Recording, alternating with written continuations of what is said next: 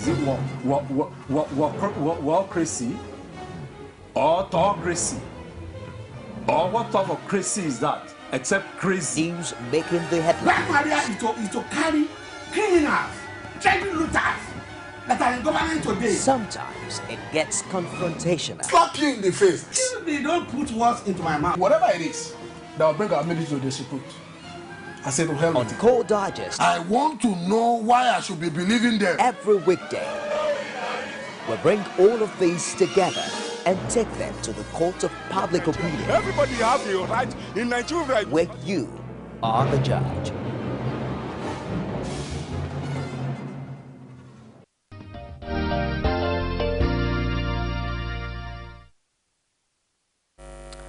"48 years after the much talked about Nigerian civil war that lasted for 2 years, 6 months, 2 weeks and 1 day, where about 2 million Nigerian civilians reportedly died from starvation and diseases, a new agitation is now being heard of Biafra, the Federal Republic of Biafra, on the streets of southeastern Nigeria. Well, for some of us who were not privileged to see what happened in the 60s, we would be eternally grateful to authors like Chimamanda Ngozi Adichie, who gave us the gift of a book. What's that book again?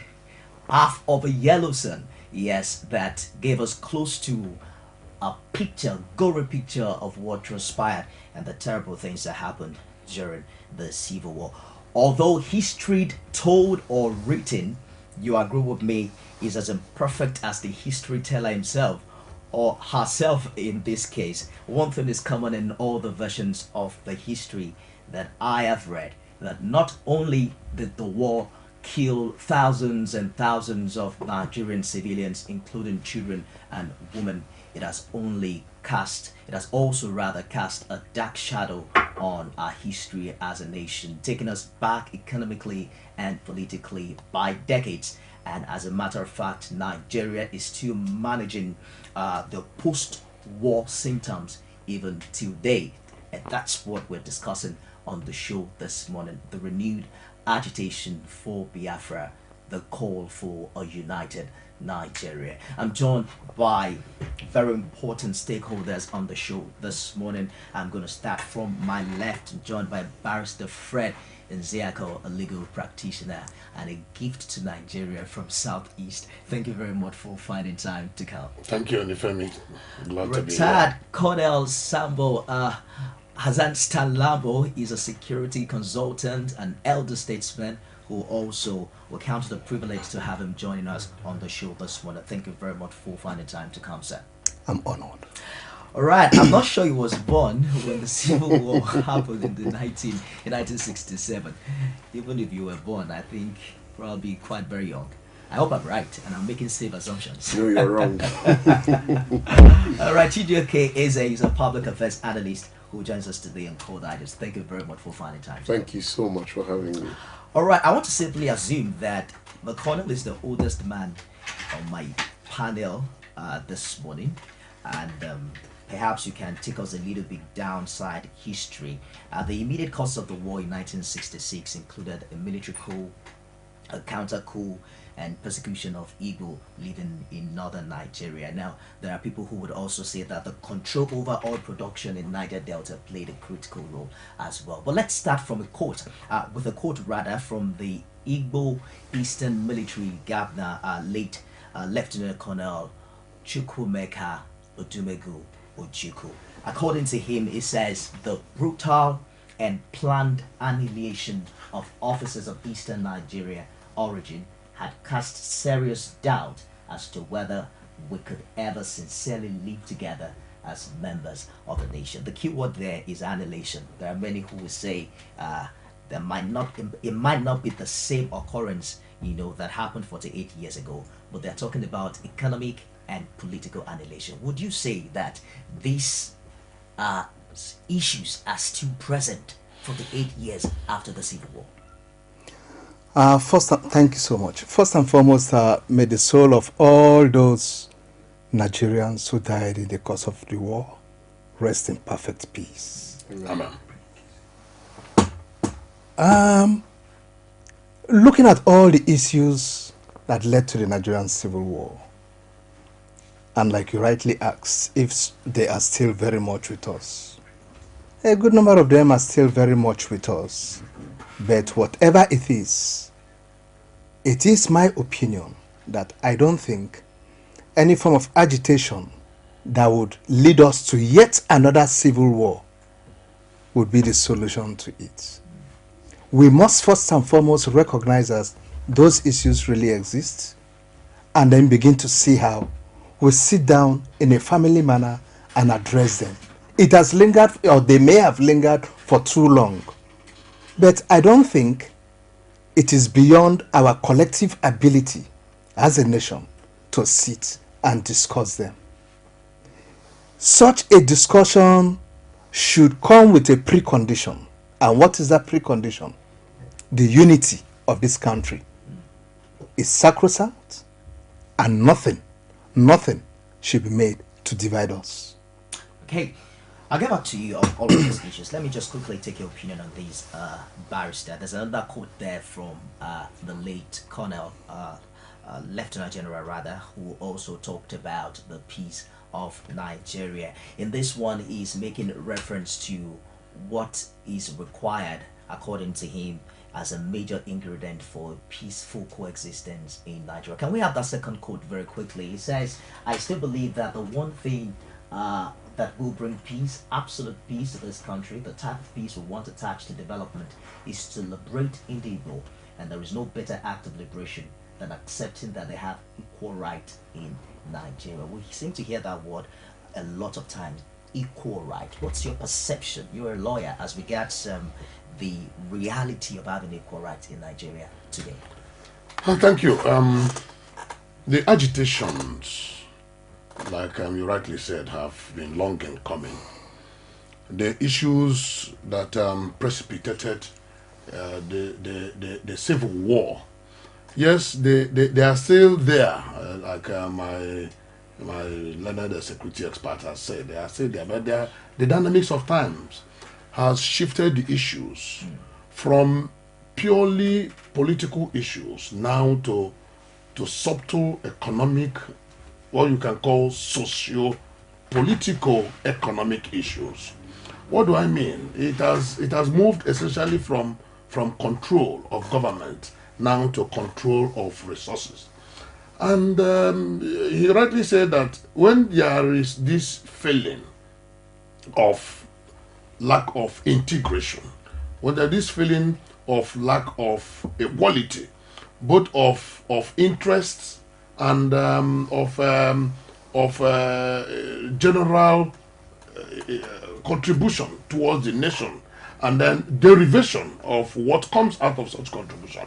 When there is so much inequity, then there begins to create the problem of agitation, which, like you rightly said, the agitation is not limited to the southeast alone, because there have been agitations even in the southwest and in the north and in the south.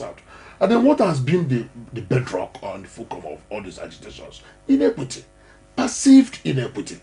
When a certain group of people hold down others, and then those who feel they are being held down now begin to agitate. Now, who are those groups? It is essentially not even a particular group or part of the country that is holding down the rest. It is the elite. That is one aspect that Nigerians have not started addressing. There is this conspiracy of the elite against the people. Because at the end of the day, the elite of Nigeria, the current Nigeria, are the problem of Nigeria. When they will not evenly think about Nigeria, they only think about Nigeria as it concerns their personal and collective interest. And then when you don't evenly distribute development, when you don't evenly allow for self-development of the people, and then you now begin to get pockets of agitations. That happened in the south. That happened in the southwest with the OPC and the rest of them. That is part of what is happening in the northeast with the dreaded Boko Haram. And that is what has even happened with the Arewa group. And that is what is happening with the BIAFRA group. So that now tells you that Nigeria as a nation really needs to sit down and rejig this country. Surgically bring this country to the path of development. We have all that it takes in terms of resources and manpower to put this country on the path of growth. And how do we do that? It seems easy, or rather difficult, but it is easy. How do I mean by whether it is easy? There's nothing as good as true federalism.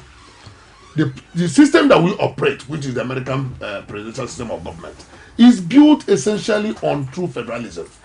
And that is why we have only gone to America to borrow the expensive aspect of the system and left the foundation without taking it down to Nigeria. And what's that foundation? True federalism. Allow the people to exhibit their burgeoning energy and then develop and grow at their pace, at their level, and the way they want.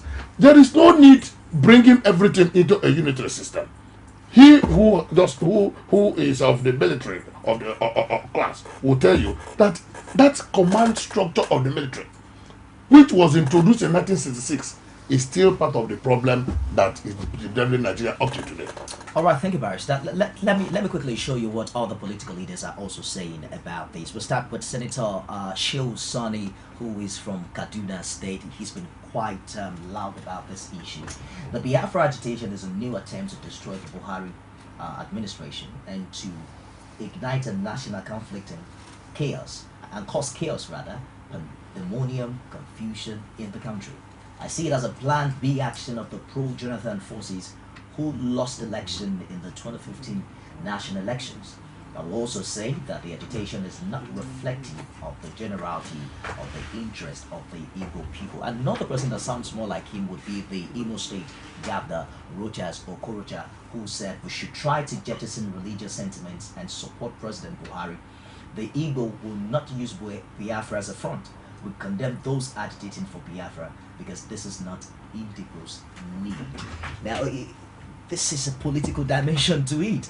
Truth be told, not much of this was heard while President Goodluck Jonathan was around. Perhaps one of the biggest reasons might also be his body language to unite Nigerians. We heard about the national conference where they brought Nigerians across board to sit.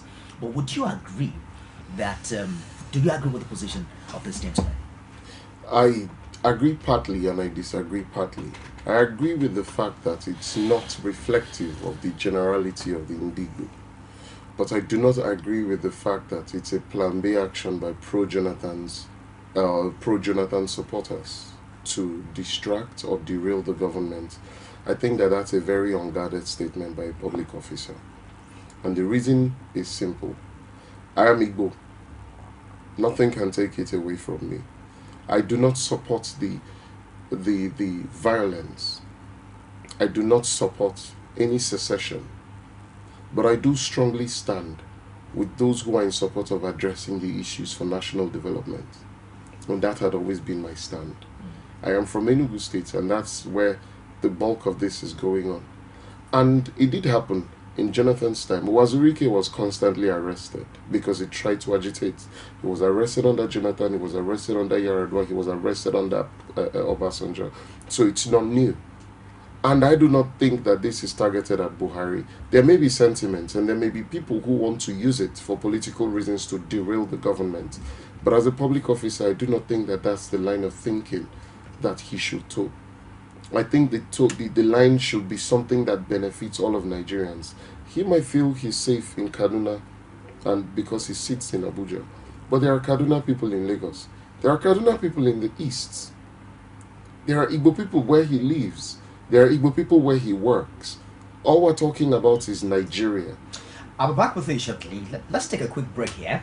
When we come back, we look more at some of the developing issues and also open the phone line so that you can be a part of the show. Do join us again. You wish your mommy was pleased like mine. Yeah, don't you? That's why every mom should take 3 Crowns milk with low cholesterol to stay fit and healthy so she can take extra care of her family. 3 Crowns now comes in powder. 3 Crowns milk. Healthy moms, happy families. Everybody was everywhere was Correct time anytime was quality milk was yes, so your correct Peak liquid milk don't come inside Wazobia Park. You fit use Peak Wazobia Park anytime, anywhere. 15 Wazo, Peak milk Wazobia.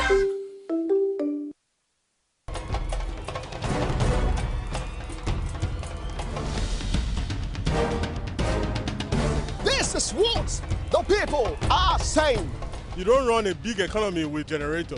They need to do more in terms of energy and power. Many things to do for this Nigeria about lights, water, and new TT. For Nigerians that are not gullible, we know that good laws have done nothing good for this country. Buhari won the election convincingly. They talk to our husband that you should keep promise about what you said. And because people are watching you, you know, another election is coming. Also, some people will stand for Yoruba land. Will be strong man. You don't die. This nation is moving forward.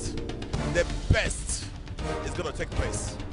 The people giving voice to the voiceless.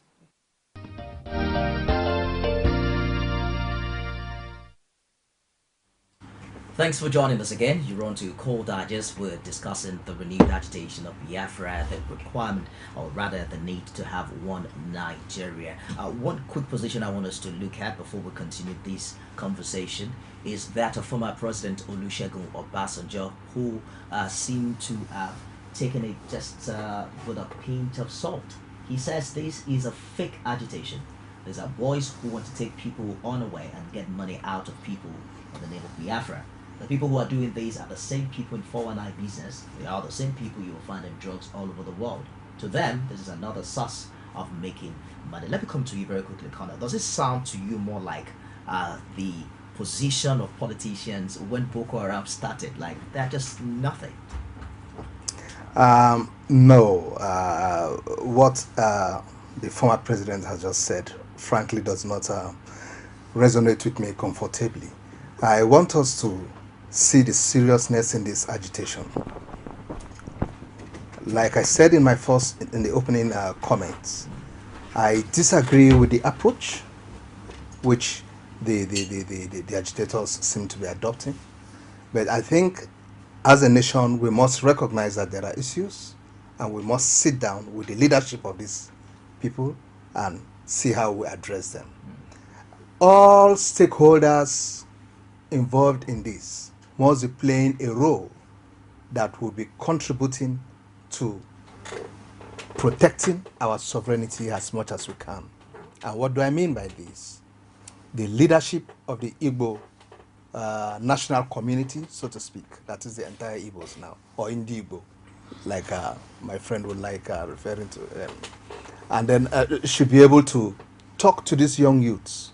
A good number of the guys or of the people on the street that you see on the street, merely looking at their ages, you know, these are kids who were born after the Civil War. Some of them don't really know what warfare is all about. Okay? Even while the war was going on itself, I'm 54 today, meaning when the war started, I was barely 6. And when it finished, I was barely 9. So as a then, what can I say about the Nigerian Civil War, besides what I've read?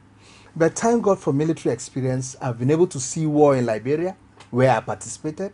I saw war in Sierra Leone, where I participated. I was part of the Bakassi Holobalo, so to speak. I was in Darfur. Having seen all this, I cannot sit here today. I want to see my country go into yet another war. After we have lost about 3 million lives, some 48 or 45 years ago, then why did we postpone our breaking up? Why didn't we break up then? Why now? And then how do we account for all the lives we lost? Or they don't mean anything to us? Those guys sacrificed their life for us. Is this the way we want to pay them back? No. I don't think this approach is the best to it. Government must recognize what is going and begin to see how we can sit down and talk about it. The other option somebody else might want to give you is that, look, these guys want to start just the way Boko Haram started. We better crush them off now before it becomes another Boko Haram in our hands. But I don't think we're just crushing them off. Sure, the federal might has what it takes to crush them off. But these are Nigerians. We must avail them a hearing. And then let's sit and talk over it. Barrister, just last week we saw youths on the streets of Port Harcourt carrying placards, waving the Biafra flags, even singing war songs. They say this protest has recently been ignited by what they call the unlawful arrest and detention of Nnamdi Kanu, the director of the Biafran radio. Would you say that the federal government has plowed the route of the rule of law in dealing with this? Much as I very strongly is not in support of anything that will balkanize Nigeria, much as I very strongly is not in support of anything secession, I don't even want to hear that word. Much as I very strongly want unity of Nigeria, much as I very strongly want Nigeria to keep moving forward, but I also advocate that issues concerning Nigerian people should not be swept under the carpet. The statement made by the former president Obasanjo is a lazy statement. I'm sorry to use that word, but it's a very lazy statement because he cannot easily wave away over 15,000 people as mere miscreants at all. The agitation has, the police that were on ground said that the agitators that moved from Asaba to Awka were over 15,000 in number, that it was a mammoth crowd. And then you can't just sit down in your house and lazily say they are mere miscreants and they are all drug barons and 419ers.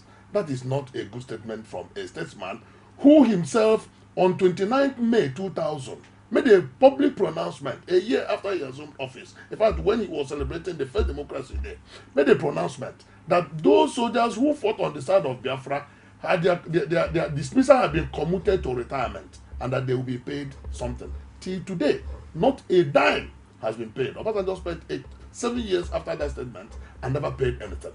Obasanjo in 1999 campaigned with Second Niger Bridge, and in 2003 also campaigned with Second Niger Bridge. He left office without dropping a trip of sand to build that bridge. Obasanjo in office without leaving anything developmental infrastructure for the southeast. It's on record. And then he cannot sit down with all those things behind at the back and say these people are agitating because they are 419ers. That is not a good statement from a statesman. The one from Sheikh Hussaini is even the one that is inflaming the system. Because Lord, like my brother said, that this agitation has been long in coming. Obasanjo spent months in detention. We all waved him away as merely seeking attention. Yes, he was seeking attention. Yes, he was making money because he too is not handling the matter the very best way that he should handle it. He was making money from the Biafran agitators. In fact, part of the reason why Nnamdi Kanu he sprang up is because he fell out with Wazirike's group and then went and established his own indigenous people of Biafra. The same way Wazirike is doing. Yes, they're making money. But why has government allowed them to carry along such large number of disgruntled people?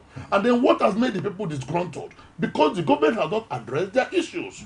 As we speak today, the roads in the southeast and south-south, the enclave that is called Biafra, is the worst in the whole country.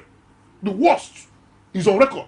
To the extent that even the Senate Committee on Roads and Infrastructure, they were shocked at what they saw. Deep gullies on the roads, massive erosion damages. When there is money bent for environmental control, it never goes to the southeast. When federal government, as a matter of intentional, unspoken policy, begins to hold down the southeast and south-south, what do you expect the people to do? The northeast, this east-west road is in danger. Umuahia, road, every road that is called federal road in southeast is the no-go area. And these are people that we all know that by their nature, they are very, very mobile in nature. The southeast and south-south person is very, very mobile in nature. The very best thing that you give to him is infrastructure. As we speak, there is no federal government hospital in a place like Anambra State. But are these challenges no. The challenges are not peculiar to southeast, yes. But why would President Obasanjo's regime make a policy of government that all the ports in the southeast and south-south will not be developed? And that is where the catastrophe you are having in Apapa, because all the petroleum products were to be discharged at Apapa port, and that's where you now begin to see tank farms spring up.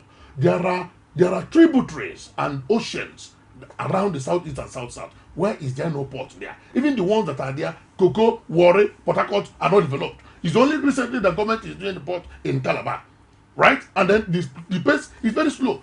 When there is this feeling of the people that they are held down, what do you expect them to do? Now there is what I earlier said about the conspiracy of the elite, because the leaders in the southeast themselves and south are not even helping matters. They're not helping matters because they are leaders. They go to Abuja, they take care of their interests, they come back, they forget the people. And then the people are not taken care of by the local native leaders at the state and local government level. They're not taken care of by the federal government. What they're trying to do, they now begin to agitate for self-determination. So we have to look at this in this area. It is not good to begin to agitate unruly, but we have to also know that in all their agitation, they have been peaceful.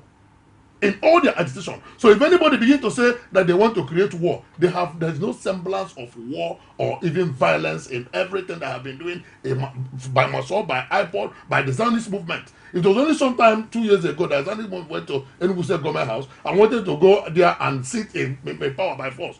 They lost 3 of their members in the process.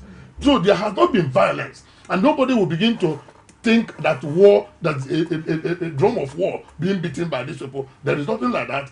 They are peaceful, and then I urge government to sit down and ask questions. Why is this thing going on before it begins to escalate beyond what we can control at this level? Would you agree that there hasn't been semblance of war? Massive at sometimes had hosted flags. We've seen protests where people wave the flag of Biafra. The last time I checked, that's not within the confines of the law. The radio Biafra itself, you must have heard the content of that radio, and that was why the National Commission in that regards also hacked it down. Would you agree with him on those issues? I wouldn't want to disagree or agree. I would come from a historical point so that my points are very lucid. I'll take Rwanda as a case study. When that hit radio, I think it's RTPLM or RFPLM, not too sure of the acronym.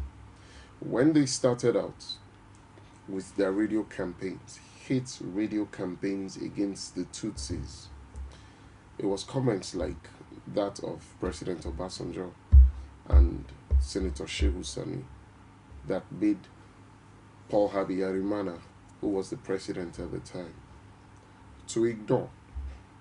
When Boko Haram started, it was such comments as, oh, leave them, this yanda about the Hausa people. Today, that's not the case. In 90 days, the Rwandan war lasted 90 days.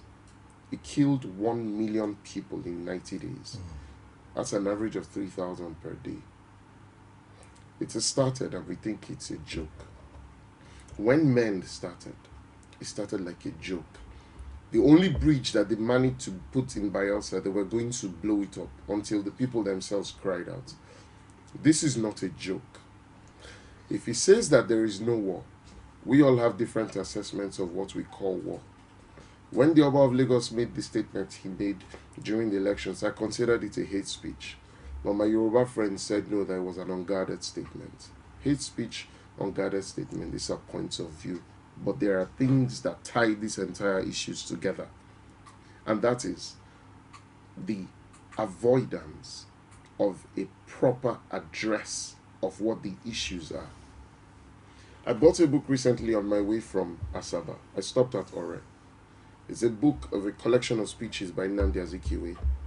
And one of the speeches he made was one he delivered in 1943 in Aba at the Igbo General Assembly, where he detailed genocide. He detailed the systematic degradation of public infrastructure in the Southeast and all of those issues that we are still discussing today. 1943 was when that speech was delivered. Are we still discussing genocide? It's still relevant. Now let me tell you this. This is the sad part. 1943 till date is, what, 72 years. And we still have not come to that discussion. If people consider it a war, if you slap me for 72 straight years, I would consider it a war.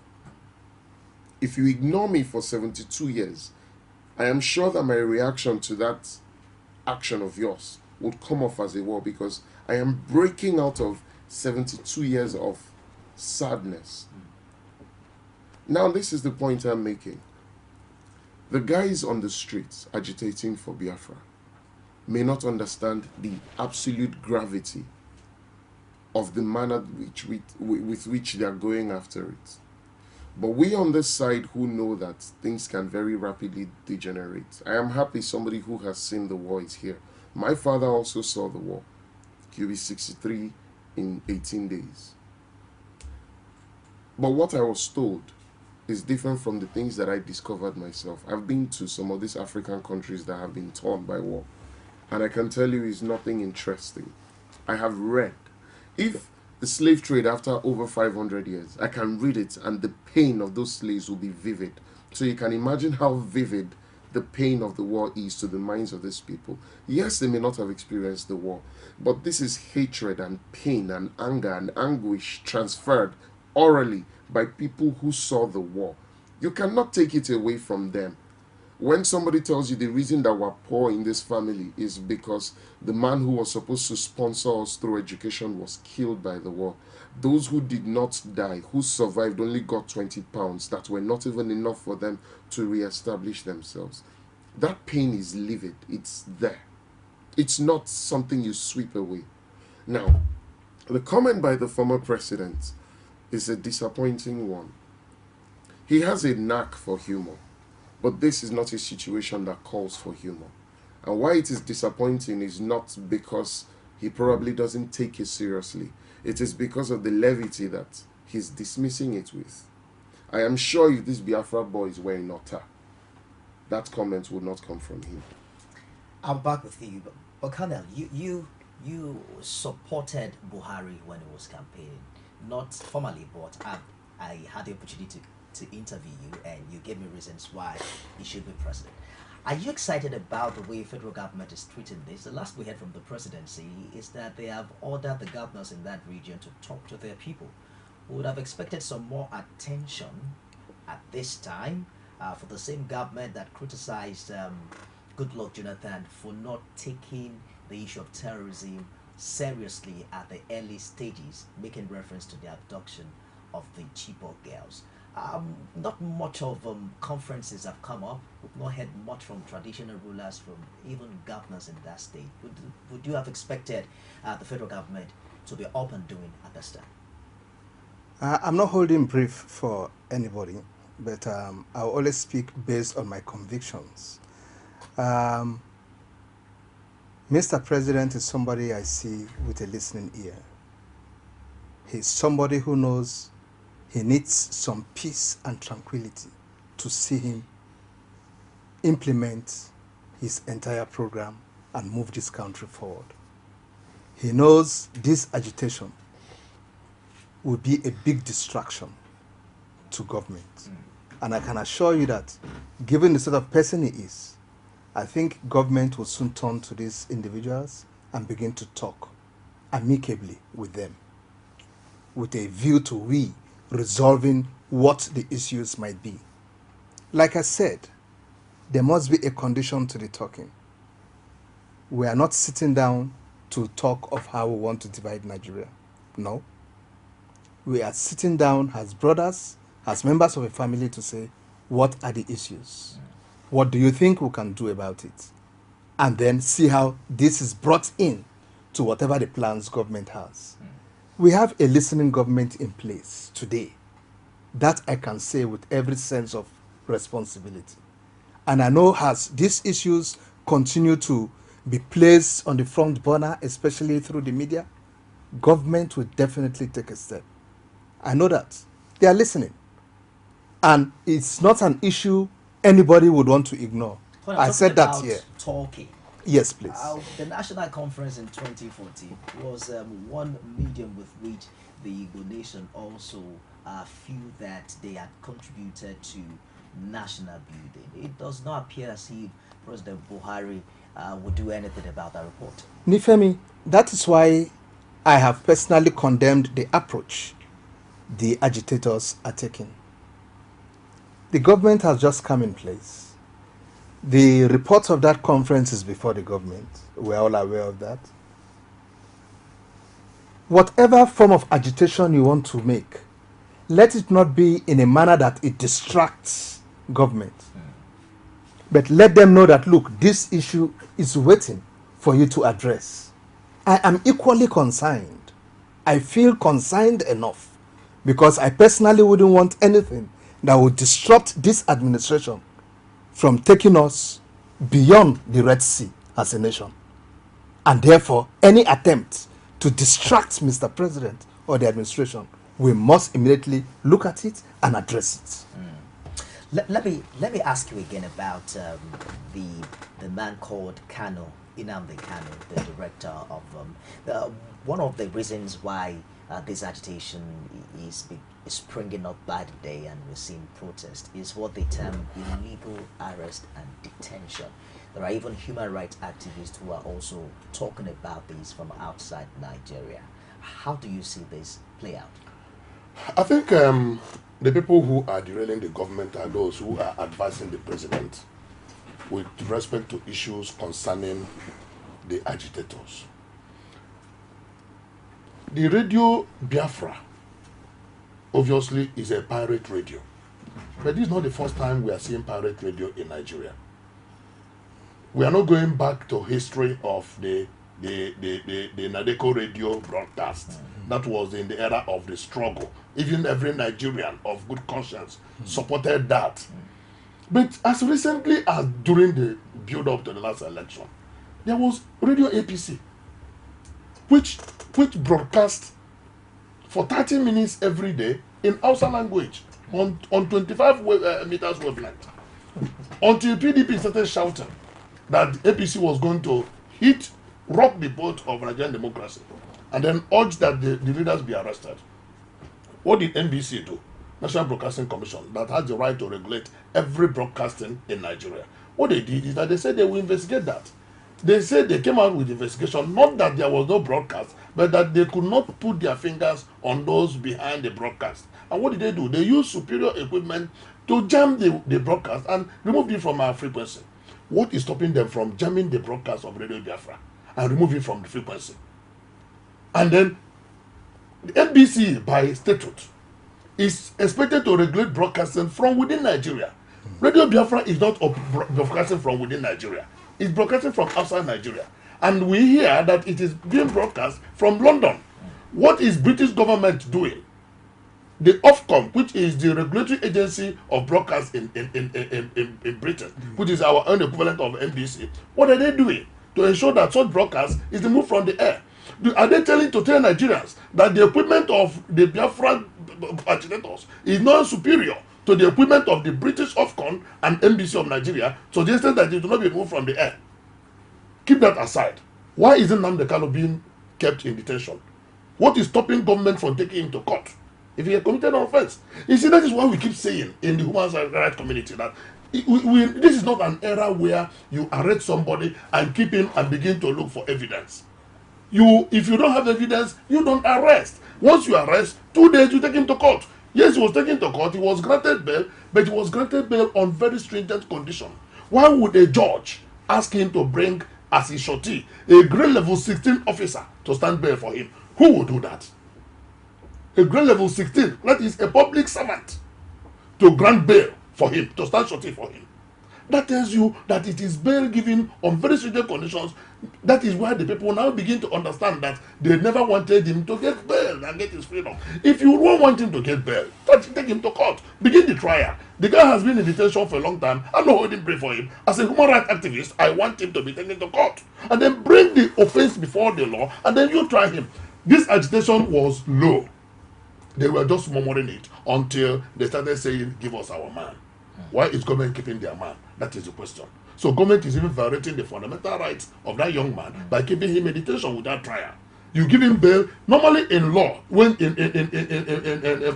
criminal trial procedure, when somebody is given bail and the bail is so stringent, the court can vary the bail conditions. Sure. And then, this court can vary. So why wouldn't the court vary the bail condition and make it possible for this guy to be given bail and then get his freedom and then come back to court to stand trial? government is the one infuriating the system. Those who are advancing the president are simply not advancing him well. And then the matter is festering. Now we hear that just recently, yesterday, that the governor of Imo State, Roger Skolota, is calling a summit of his government and the NZEAKO, led by Ohanaeze, to discuss the issue. But his comment has prejudiced his intentions and actions. True. You don't start such discussion on having taken position already. He has taken a prejudiced position about this issue. Nobody wants to put President Buhari down. After all, the Igbos, generally, Southeast and South-South, let me talk of Southeast, never benefited a single thing from President Jonathan. So why would they? Anybody can vote left or right. That is not a problem. I mean, elections are over. The president is in power. We are giving him support, but the people should be seen as supporting the president. And nobody should begin to give him such impression and begin to distract him. People like Sheikh Hussaini, who are now putting fuel into a burning fire. And then people like Obasanjo, who are now putting fuel into a burning fire, who himself spent 8 years and did nothing for the people of Southeast. And that is why, even if people were to take a look at who is the hater of the Southeast, President Obasanjo should be the number one. But we tolerated him for those 8 years. We gave him support for those 8 years, and he ended his regime. No problems. But these are the people who are entrepreneurial in nature. Allow them the spirit of enterprise. They are not asking for too much. What is good for Uganda? Allow true federalism. Those things called federal road. If you go to Anambra State today, all the state roads are in good condition. All. Anambra has the best road network within the state. But everyone called federal road is terrible, unpassable, very bad. Why would that be? Let me open the phone line very quickly so that we can also get comments from viewers across Nigeria. We would expect that your contribution be as civil as possible. This is the Federal Republic of Nigeria. So if you make such statements that we can't attend here, be sure that I'm going to cut you off the line. But let me come to you very quickly. We're talking about, I want us to, we also should understand that unemployment is playing a big role in all of this, because if we have fully engaged young Nigerians, recruiting people for protests might be quite easy. I mean, quite hard. For instance, I'm at work now. There's no way you call me for a protest if I have to be here at work.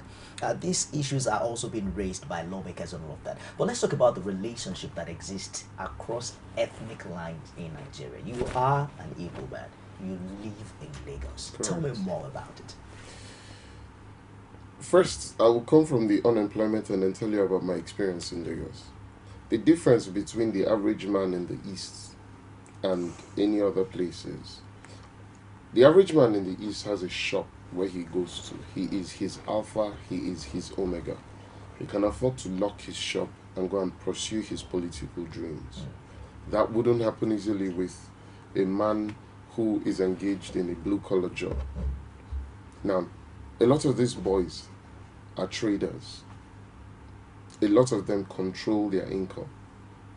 So their agitation is not just about economic emancipation. There is political recognition.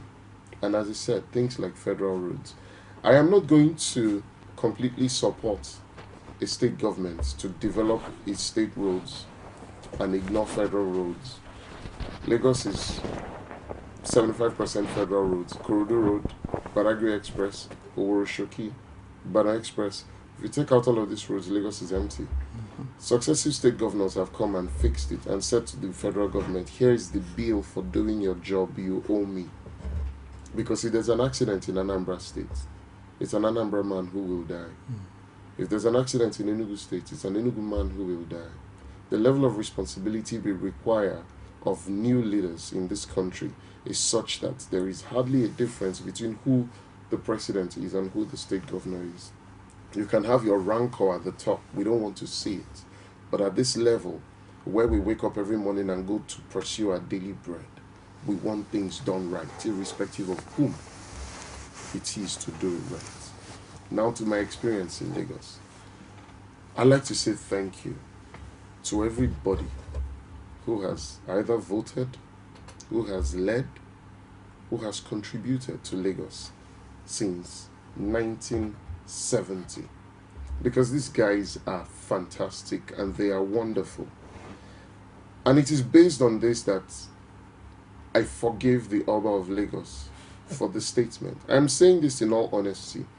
Before Rewan Akeolu, there was Adeyinka Oyèkán. He didn't make such statements. So I'm not going to let one statement by Real One even overshadow everything about Real One, let alone the people before him. Raji Rasaki's contribution to the Gideon Oka coup is part of why we are still the way we are in Lagos. Because I do not know what may have happened if the Oka coup had succeeded. At no point had Igbo people been targeted, apart from 1993, when Abiola had his issue. It was a misguided attack. And just as it started, it was quelled. We've had issues, yes. But the truth is, Lagos has spread its arms very wide and accepted us. I read and write Yoruba. I read and write Yoruba. I was brought up here. That's to tell you the depth of my upbringing in this town, in this city. So I'm saying that I've had a swell time. But my swell time is threatened. I no longer can easily... I go to Idumota and then I look at the wares of somebody and I'm asking, Eloni Kini. And then it's too expensive for me and I say, oh, what's in what you? I'm about to turn off and the person says, I want Moibo Shie Nipada Loli.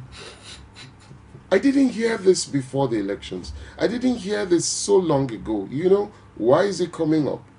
Because Mr. A is supposed to do something. He ignores it. And then it festers. A simple scratch festers into a cancerous wound. Yeah. I think, not just for me, and not just because I live in Lagos. I have friends who live in Akure, who were born and raised in Akure. My mother-in-law was born and raised in Akure.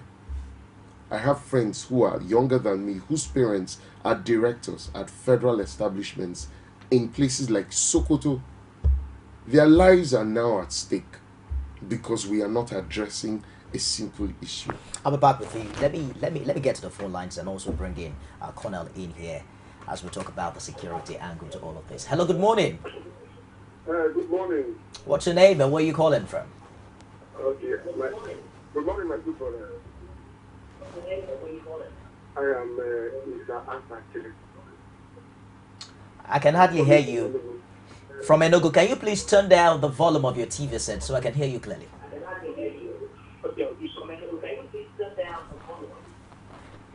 Is that okay now? It's better now. What's your name, please? Akpa Kennedy, I said. Akpa from Enugu, please go ahead with your contribution. Okay. Akpa Kennedy from Enugu State. Go ahead, brother. We're with you. Okay. Okay, thank you. I would like to first of all start by... I said Akpa, not Akpa. AKPA, that's the name. AKPA. Go ahead now. AKPA, right? All right, we'll change that. Please go ahead, Akpa. Okay. Exactly. Okay. Now, I will first of all start by thanking the man in the traditional attire in the middle, the corner.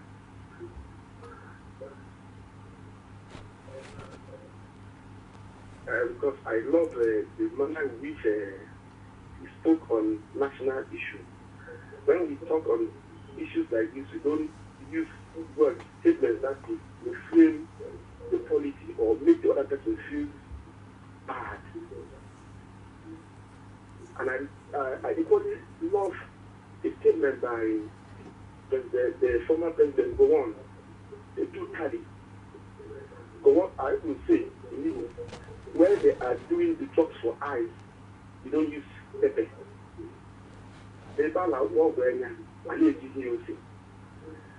Now, sometimes I used to believe that some statements, some appellations like statements are not just given people by just looking at them. The former president most times have betrayed his statement of being called statesmanship. And that we see people so many times.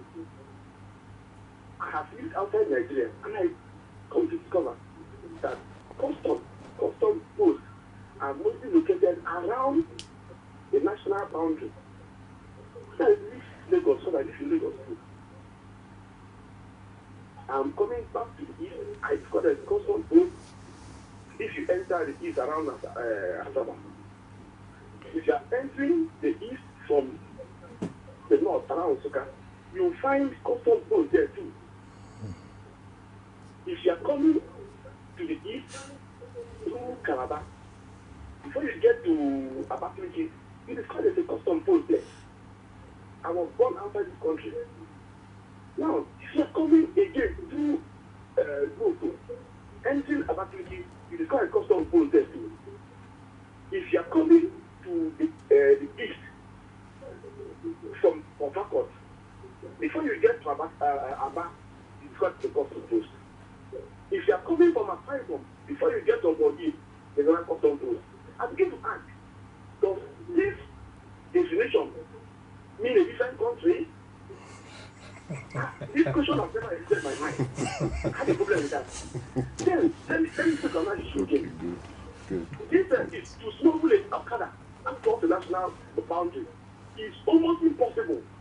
But I see the Boko Haram people, they enjoy their APC, Afro Personal Carrier, in the streets in the north. I don't blame anybody. I tell you, I am one of the persons who strongly have spoken for President Buhari. At the time, I used to deliver lecture in the church. People hated me that I'm supporting the North. I have the general at my place. If not for Buhari, he will not be in the army today. And that alone, if you hear his speech, the present president, you feel proud as a Nigerian. I find it different from the people of the North. Buhari is a person, the APC is another entity, and the North is another entity. Anybody who will be able to speak in a manner as to unite these three, that will bring some kind of plenty of solution to the problems we have in now. Because there's a solution with him, there's freedom with him, but there will not be in these other two definitions I mentioned before. No, I ask this question.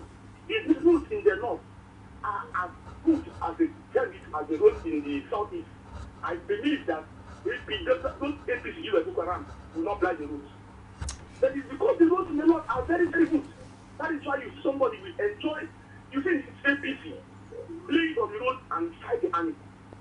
Then nobody will be querying for how did this thing come into Nigeria? It's all right. I'm really enjoying your talk, but we can go on and on. We also would love other people to contribute. Please don't forget, turn down the volume of your TV set when you're calling and make your contribution as concise as you can. Let me come to you very quickly, Colonel, and look at the security angle to all of these. We've read the statement made by Nigerian police asking this protest to be as peaceful as it can. And of course, we've also recorded some sort of clash, between protesters and even men of the Nigerian force. What do you expect from the military at this time, even as these protests are ongoing? We are in a democratic dispensation, and besides, we have a government in place that believes in the rule of law. So I expect that the fundamental rights of the agitators must be respected. They have a right to converge, to vent out their grievances within the ambit of the law anyway.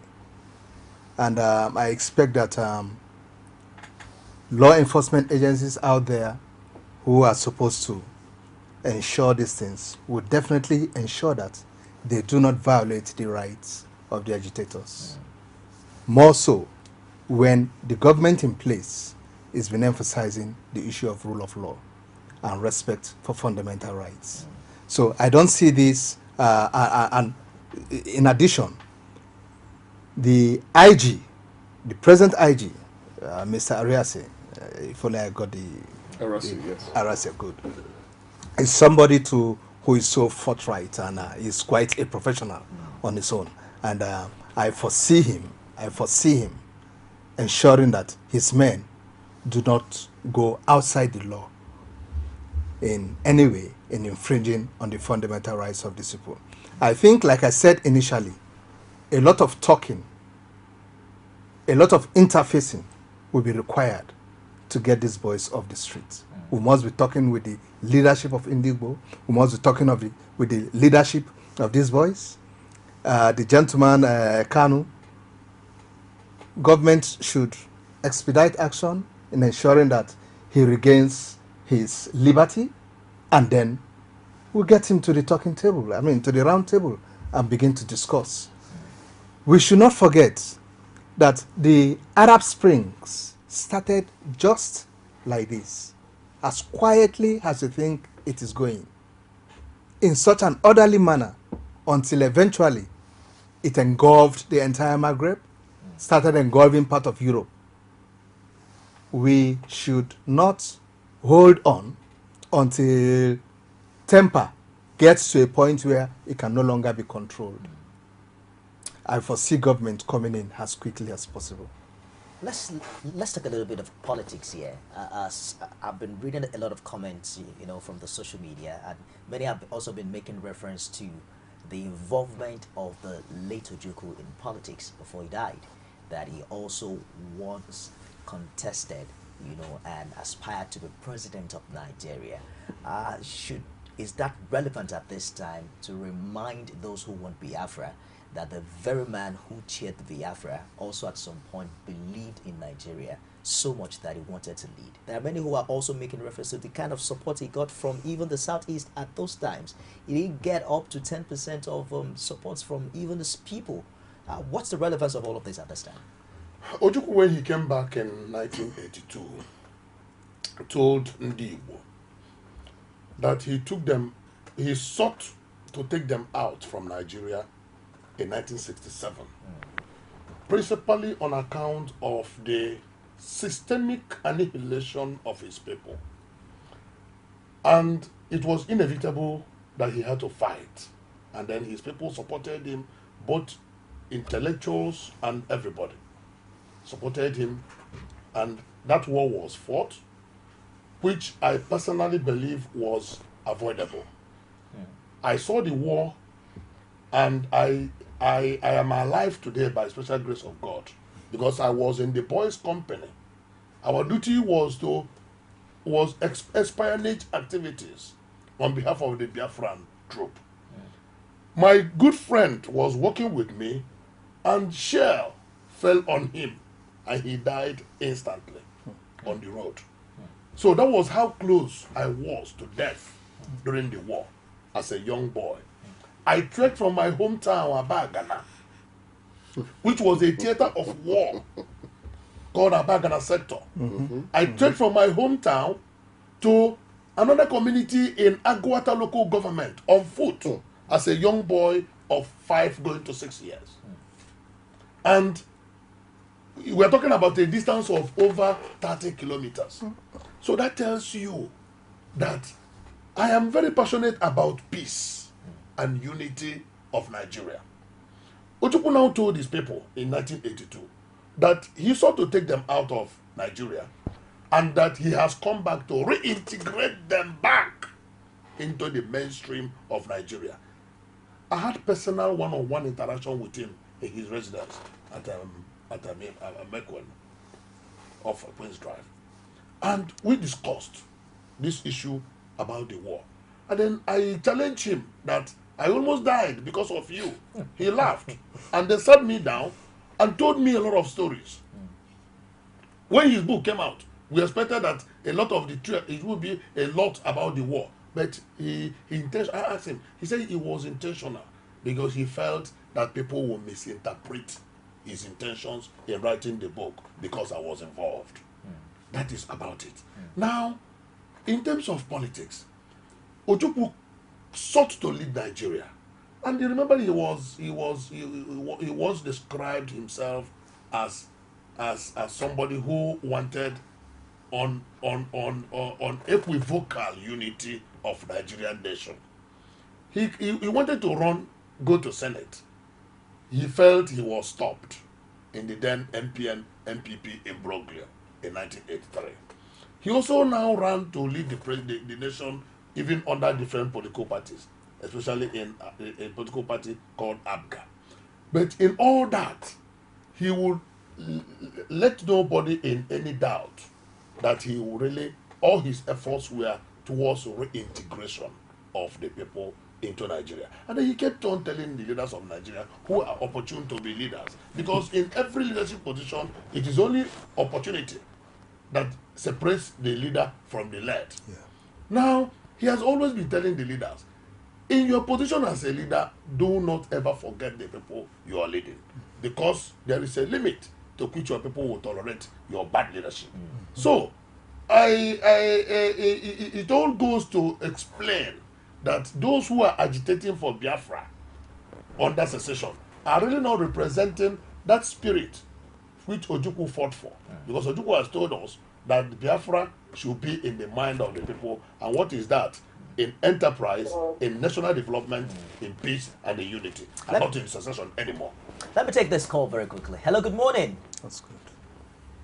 Good morning, what's your name? And where are you calling from? Charles Abari is my name, calling from Bayelsa. Oh, I can hardly hear you. Can you move away from where you are? George Abari, George is the name, calling from Bayelsa. George. George from Bielsa. Please go ahead with your contribution, George. Yeah, my contribution is this. I don't really agree with these Biafra people about the education, but my observation is because we are told that Nigeria was a separate entity. Because they came, the white man came and to become one. At what point in time that if actually anybody say they want to leave about their residence, their unit, and they want to leave, is there provision? Is there any legal means for anybody to say I want to leave and want to live on my side? Is there any legal means to stop this thing? Or is going to be always? I'm afraid we lost that. That conversation wasn't that clear, but keep trying so that we can hear your contribution. We have comments here also on Facebook. I posted something on Facebook yesterday. Ogurege Godfrey says, I saw a lot of the pro-Biafran at Aba today singing war music. John Harry Ehimeka, he says, I was waiting for you to bring this up. I don't see why this should be brought up again. I'm surprised that at this state of our lives we think anything can be solved with violence. And even the Ojukwu who started this whole Biafra issue later contested for presidency. Then what are we fighting for? I am beyond Kali be withered, and the Igbos can still bring up Biafra. What are they fighting for? Another person here says, I look into the eyes of my Igbo friends and I see sisters. Some of them even speak my language better than I do because they grew up here in the Southwest. I like to continue to see us live together as one and not to see a replay of a story told by sorrowful eyes. Let me just take one more here. He says, how I wish Raphael Ajisola Bola Sola, how I wish they started the scenario during Jonathan. God would definitely deliver this great country. Emmanuel Ojo says, those Igbos chanted Biafra don't know what they are doing and where they don't know where they're going and where they are coming from. Quite a number of comments here. Neighbor Batula, Nigeria will stand as one. I'm sorry for those who want Biafra. War is not something you pray for. The evil and selfish politicians would flee together with their families and you guys would be left alone and killed. Be wise and don't let them use you for their selfish intentions. Let me come to you very quickly and talk about the involvement of Southeasterners in this administration. Initially, when Mr. President started appointing, people from the north, there were lots of reaction from Nigerians. But now there are people who will also count in the hierarchy of government and tell you, where are the Igbos? Do you feel that this is important now? Well, I've come to the personal conclusion that whoever the president chooses to work with is entirely his prerogative. However, by virtue of the federal character principle as enshrined in the Constitution, it is only prudent to be inclusive in your approach to government or governance, as it were. The Bulk of the people he appointed are people he personally knew. He has his reasons. Whatever those reasons are that I do not know are not satisfactory to me. But where the Constitution is explicit is in the naming of ministers. And every state in this country has one minister. I am not happy with the slants, the very heavy slants in the appointments, but that's what he wants. But for me, I think the appointees are secondary to what we are going through today. And the reason is very small and very simple. Jonathan had a good number of people from the South and the Southeast. It was a better distribution than today. But this is the Jonathan who, albeit very late, had to address Boko Haram. Yaradua, the same thing. His wasn't late. He probably, like Gowon, used police action. Because Gowon used police action to try and arrest the emergency of Biafra before military action took over. So in the same vein, Yaradua used police action to arrest the Mend situation before military action took place. So, for me, don't wait until the water boils over before you address the issue.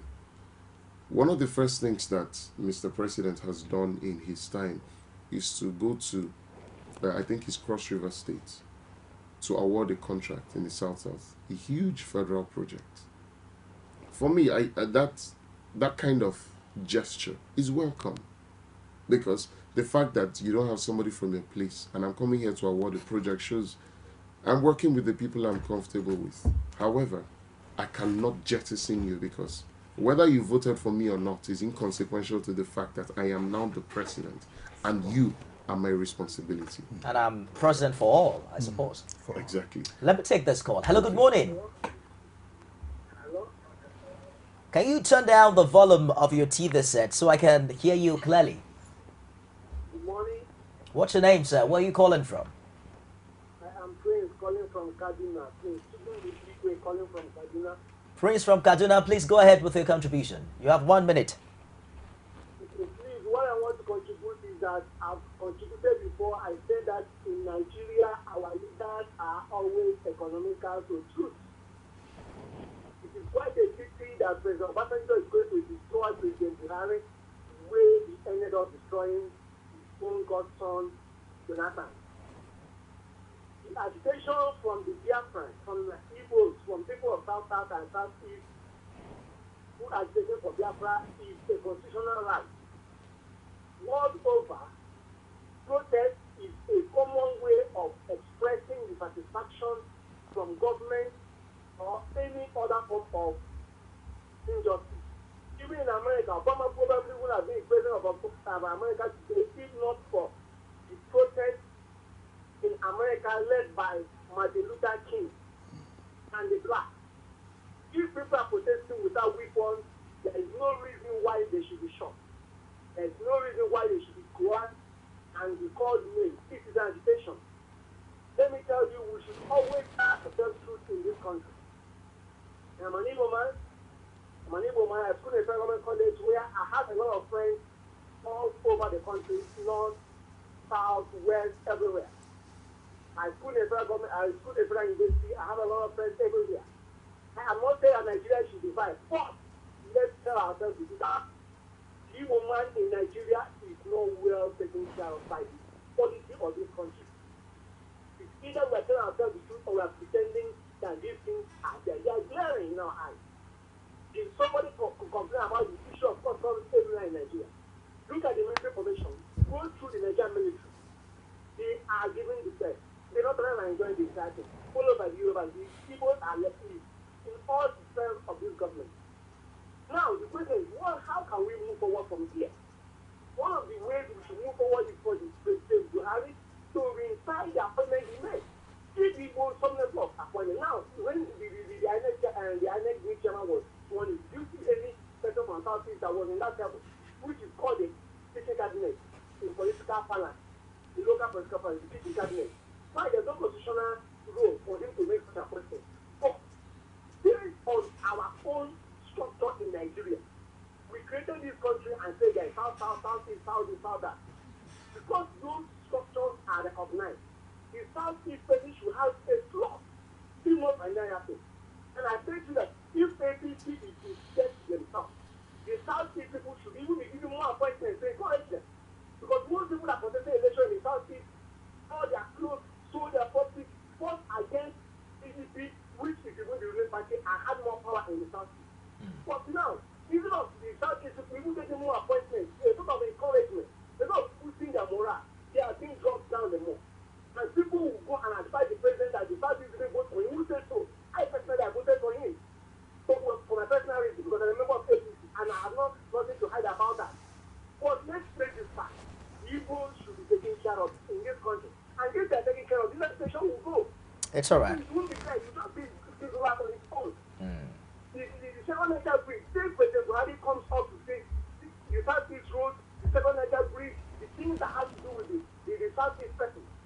When they want to make laws, we should always look at the way these laws affect the individualities of our constituents in this country, that make up this country. Thank you very much for your contribution all the way from Kaduna. I'm excited that you are Igbo and you're calling from Kaduna. Probably you're living and doing business there. And that's how united we are in Nigeria. Let's quickly, Cornell, talk about the importance of education in all of these. Until recently when I had to read Chimanda's book, and I understand it's also in the movie, not many young Nigerians are aware of what has happened before they were born. Talking about the Nigerian Civil War and all even the amalgamation, process that produced Nigeria. For instance, the world is fast becoming a global village. Yep. The migrant crisis recently is a lesson to all that the idea of border restriction is fading out. There's problem in Syria and people are moving massively to Europe, and Europe doesn't have anything to do about it. They have to bring them in, and that's the future of the world. We can't, even if we go our separate ways, we're still going to be our closest neighbors. And when a challenge happens, for instance, if the oil well dry up, the South will be looking to the North and the West to do business together. That is the future of the world. But let's talk about the role of education. How do we ensure that young Nigerians understand the violence that comes with war, what we experienced in the past, and also help us to shape our decisions at this time? Thank you, Nifemi. I think we have a major problem with us in this country. And that problem, I would want to situate it on the fact that, look, we have a very poor reading culture.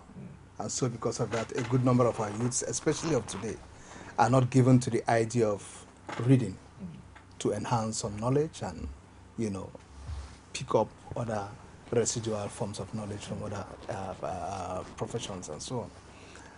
Secondly, we are not good at also writing. For instance, we have not documented enough, as far as I'm concerned, of the Civil War. Correct. Those who really saw it, not those of us who were kids, those who really participated, have not documented enough for posterity to be able to go through, for our children to be able to go through. I think historians have a duty for this country to make sure these things are documented. They should go do their research, talk with the key participants, and be able to document enough of these. Having said that, we should also take a good look at our educational, the education sector, and see what actually can be done. Because frankly speaking, today we are talking about this agitation for self-determination coming in from those who want a Biafra Republic. Even the Boko Haram thing we are talking about, part of the problem, also borders on lack of education. When you sit down to look at, in a sum total, what must have led to all this, as you count along, lack of education comes in. When you look at the level of people from the area of, say, the Northeast or even the entire North, how much of us are educated in terms of Western education? you know the North is really lacking behind compared to other parts of the country. Okay? We have a great deal of catching up to do, those of us from the North. All right? So the entire education sector in this country, we must take a look at it. It is completely in a mess. And unfortunately for us, it is in a mess just the way several other sectors of the economy are also in a mess, because all along as a nation, we have not taken proper care of ourselves. When oil was selling at $100 plus, we were busy stealing. Let's use the right word. We should stop this stealing. It's not corruption. Corruption is not. When oil was over $100, we were busy stealing. Outright. Today, oil is less than $50. It is today we want to address BIAFRA issue, address education, address this, address that. Where is the resources to address all? We now have to sit down and prioritize and know what areas to look at first and so on. And unfortunately for us, while resources are drying up, that is when we are beginning to have what I want to call, in my own opinion, a reasonable government in place. A government with a listening ear. But without the resources, how can this man play the Jesus Christ of Muhammad who want him to play? So it calls for patience on all sides. It calls for a lot of reasoning and understanding on the part of those in government, believing that no stealing is going on, and now our monies are being well accounted for. There's a high level of accountability, and we see how we can actually channel this into addressing the problems on ground, including problems of agitation. We have to go now.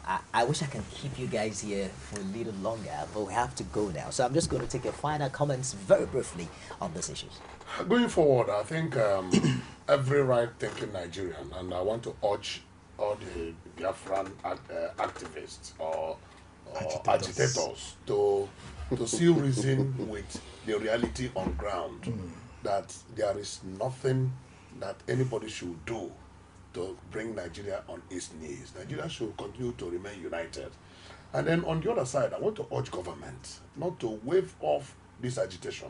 Instead, bring everybody to a round table. Let us talk about it, discuss it, and then renew our hope in the visibility and the collective development of this nation called Nigeria, because we have no other country that we can call our own except Nigeria. And then above all, give the president all the support that he needs to move this country in the right direction. Thank you very much, Barrister CHIJIOKE. You have 30 seconds. Well, my message is primarily to the people of my age, because we inherited a battered national mentality. We didn't contribute to it, and we're now at the point where we will inherit Nigeria.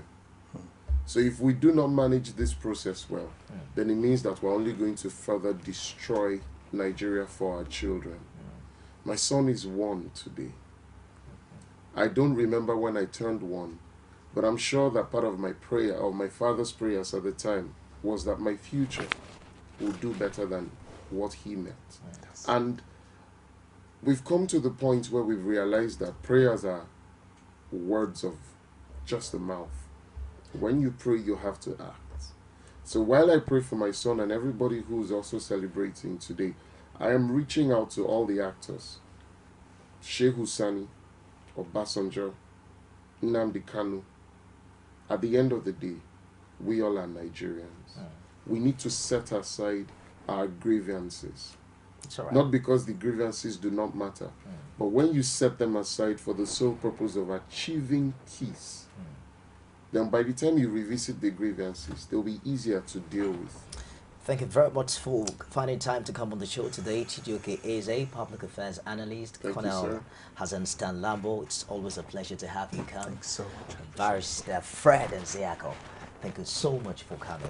It's been a wonderful time having you, on the show. I was at the barber shop yesterday, and after barbing my hair for a while, the guy said, bros, are you Igbo? I'm like, no, I'm not Igbo. He said, you look so much like Igbo.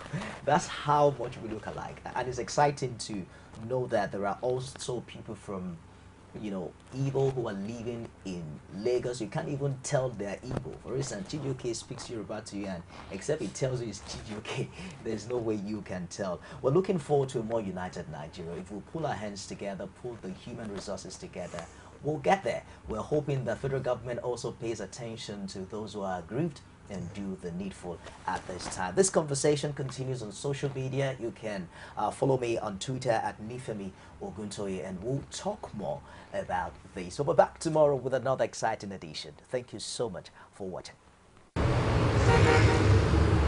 Everybody was everywhere was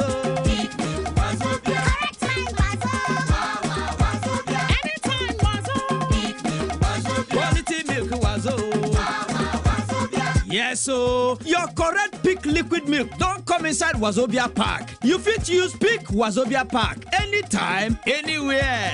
15 naira Wazo, Peak milk Wazobia.